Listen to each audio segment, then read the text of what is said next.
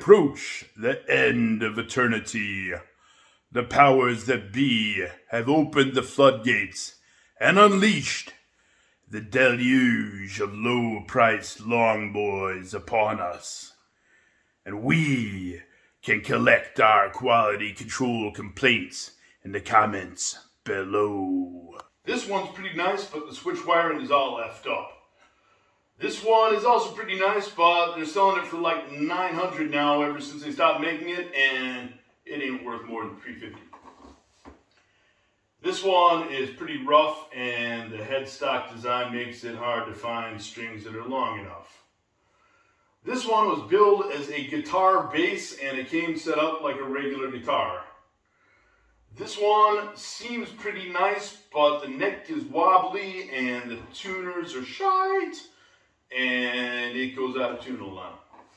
And this one is made in Korea, and it's flawless, but costs $500. But seriously, most of these here are under $250, and none of them are crappy enough for me to tell you just like don't buy them. So, you know, might as well take advantage, get them while the getting is good, because they tend to sell out real fast. And, you know, back in the day, a 30-inch baritone or a bass 6, any of these long boys was a rare item, pretty obscure, and usually not available for much less than $1,000. So take advantage of this mass production extravaganza.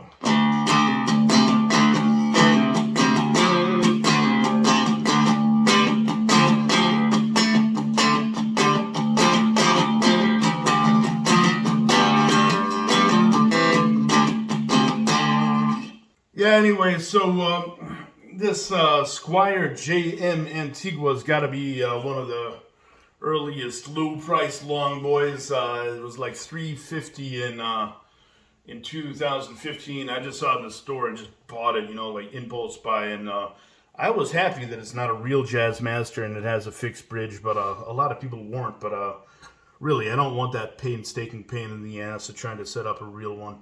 And I'm never going to use the D-Tune-O-Matic whammy bar anyway. So, this one sold out so fast that like everybody wanted to have a real, you know, a real authentic Jazzmaster shape, because, you know, the shape is cool as hell. And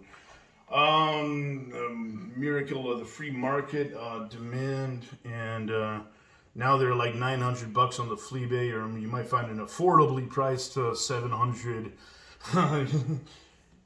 used item. But like,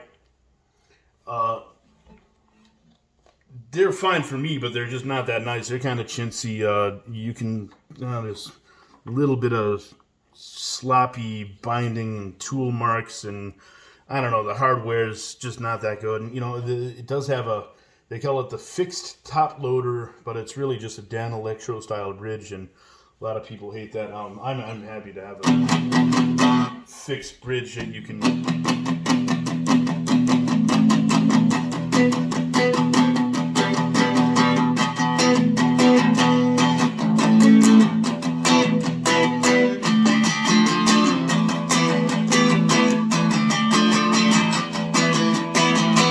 Anyway, the Duncan designed pickups, I actually like them a lot. It's just kind of funny how, you know, they made a knockoff of their own shit. Duncan designed. So, some kind of cheap crap, but we got our name on it. Anyway,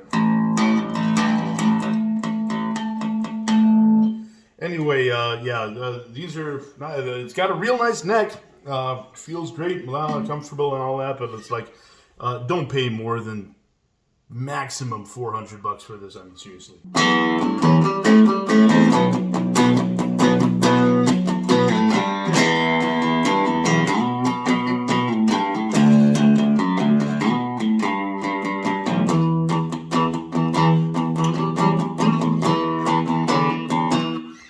Yeah, so Harley saw the action that was going on with that Squier JM over there, and they were like, we want a piece of that. So they just came out with this Harley Benton JA baritone, and I gotta say, it's €199, and it's real nice. I especially like it that they had the sense to put in a normal bridge, string through body. Ain't nothing gonna go wrong with this. And I don't know, the tuners, headstock look nice.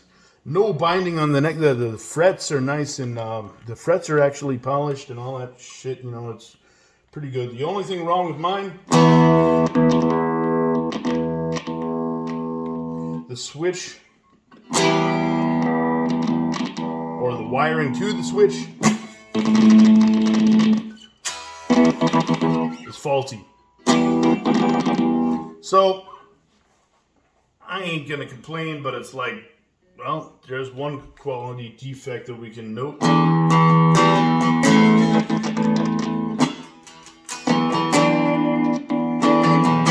So, these sold out already, but yeah, you should order them. They'll probably make more next year or whatever. If they're anything like this and you can replace the switch and the wiring, it'll be fine.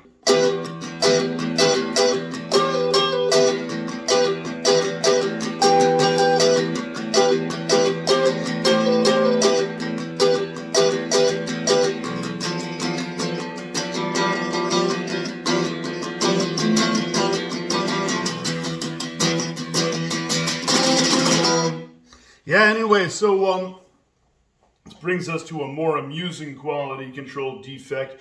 This is the Harley Benton guitar bass, and it's supposed to be a bass 6, i.e. tuned a whole octave below a guitar. So 6-string guitar, 1 octave below, 30-inch scale, all that stuff. And again, very friendly detail. It's not an original Jazzmaster style bridge like the real Fender Bass 6 from back in the 60s. Those bridges that always go out of tune, mess everything up. So the little detail that they got wrong at the factory is it came set up like a guitar. And the strings on it, I think, were 10s, and they were completely slack. And it's just like, you know, this build as a guitar bass, as a bass 6, and, you know, the nut would slot for, you know, 10s for guitar strings. So, like, it just wasn't really a bass 6, and in order to put bass 6 strings on it, you would have had to do some nut surgery for sure, and probably a whole lot of setup work. But when I tuned it up, it was actually pretty well set up, and I decided not to mess with it.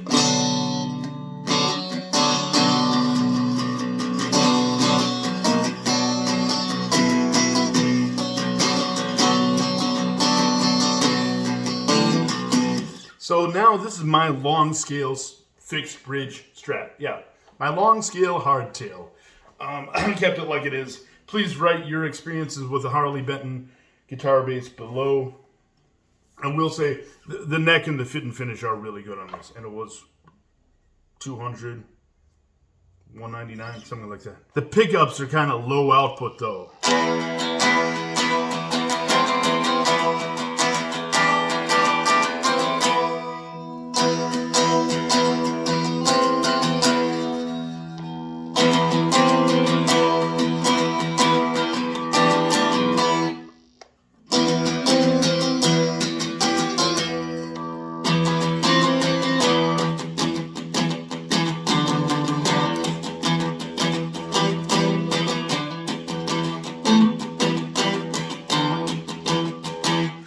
And it seems to actually sound best in the mid position, which nobody uses normally. Or the neck, maybe. Yeah, I don't know.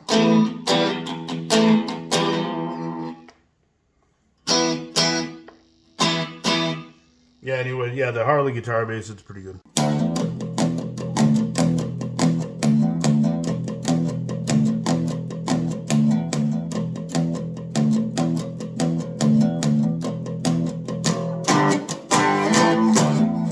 Yeah, so that brings us to the Rogue SubZero, which is an actual bass 6 that's actually set up like a bass 6, so you get to hear the earth rumbling tone of the low E string.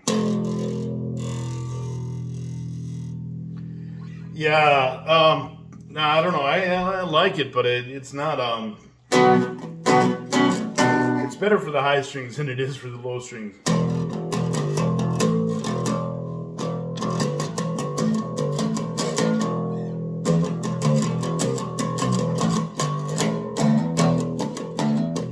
fact, every string except the E string sounds reasonably okay.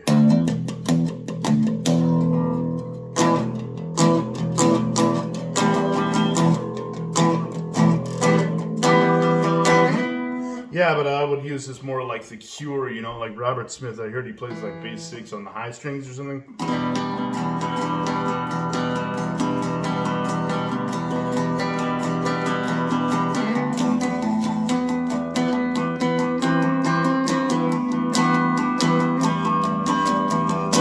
Anyway, this came real rough out of the box. The neck, it was hard to get it set up to where it wouldn't fart out all over the place.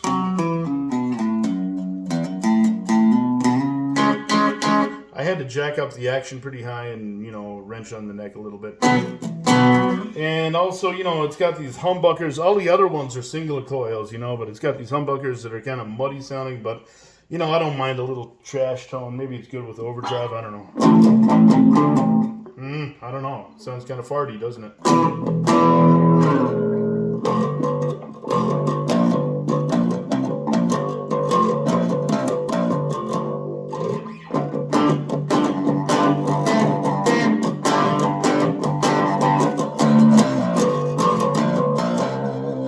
Yeah, anyway, the Rogue SubZero, this was actually on the pricey side at $250.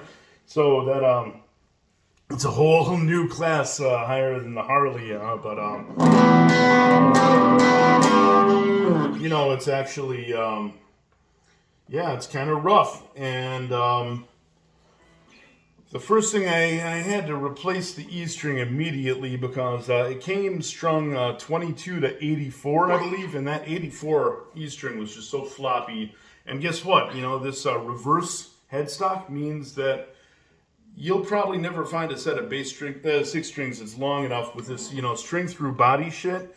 And then, you know, it has to go all the way to here. So, you know, what I did was put an actual bass guitar string on a 95, and now it's kind of all right, but I bet 100 or 105 would be better. And then it's like, you know, you can only get it through the post on these things because the bass string tapers down to the core here. You know, like another big issue with these with long boys in general is trying to fit like a string that's like 80 or something through a regular guitar peg, because that's not. You might have to drill them out. You might have to file them out here at the saddle, all kinds of shit like that, because, you know, these companies are using standard components, interchangeable parts that are the same on, you know, I mean, this is like some kind of ripoff of a Gibson D2-Nomadic bridge, and, you know, they're just throwing the same parts on, putting on heavy strings and calling it a proper bass 6 or baritone or whatever, and it's like, you know, the proportions of the holes gotta be right, man.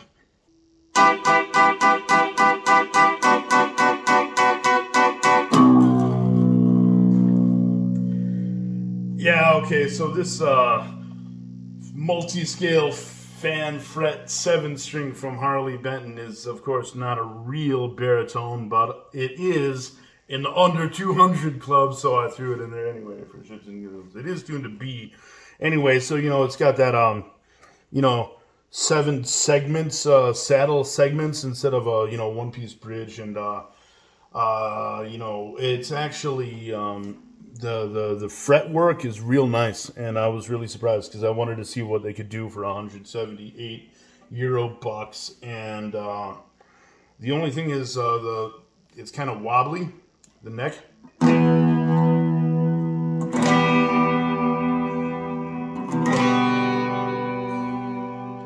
And it goes out of tune real easily. And the tuners suck, because a couple of them, you wrench on them, and you really got to turn it a lot before it starts moving. And that just implies that there's of such shoddy quality that the gear inside just isn't gearing right. Some kind of snaggletooth gear problem.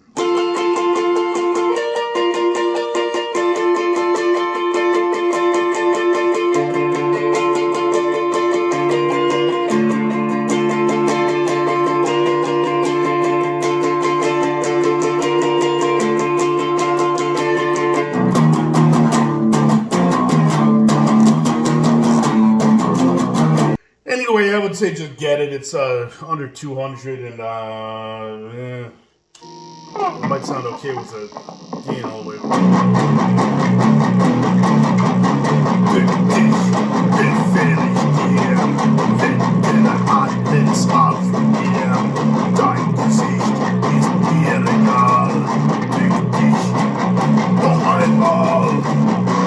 I don't know, anything sounds good when you fry it that much. It's just not a very high standard of good, is it now?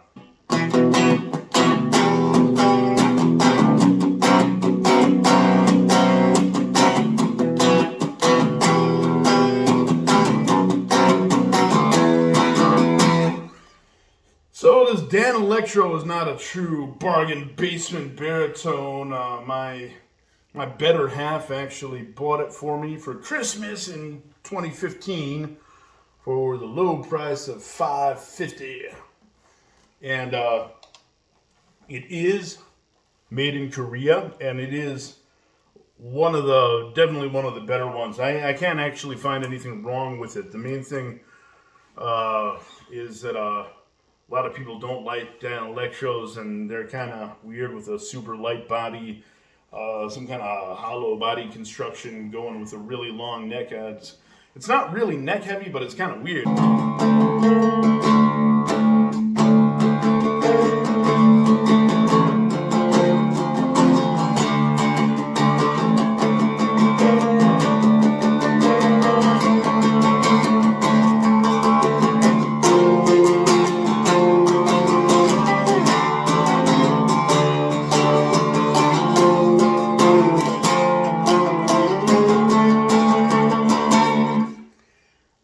Anyway, I like this a lot. They did a really good job on the neck. It's got a metal nut. The frets are all polished and not sharp, which is one of the main problems on any kind of budget instrument. Yeah, write about that in the comments below, please. What kind of sharp and janky and standing proud frets you have. Yeah, anyway, so Danelectro, I believe it was them who actually started the bass 6 thing back in 1956. And, yeah, it took a while to catch on now, didn't it? But now everybody wants one. Anyway, so the body is hollow and made of some kind of substance that might be glue, more glue than wood, but you know.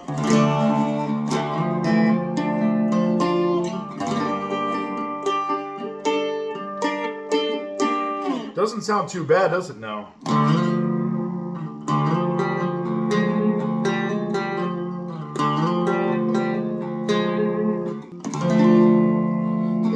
Calls into question the whole idea of whether the wood even matters. Tone Wood Wars! Yeah, post your hate in the comments. But anyway, yeah, this is, made in Korea is the key, okay? And I would definitely recommend it.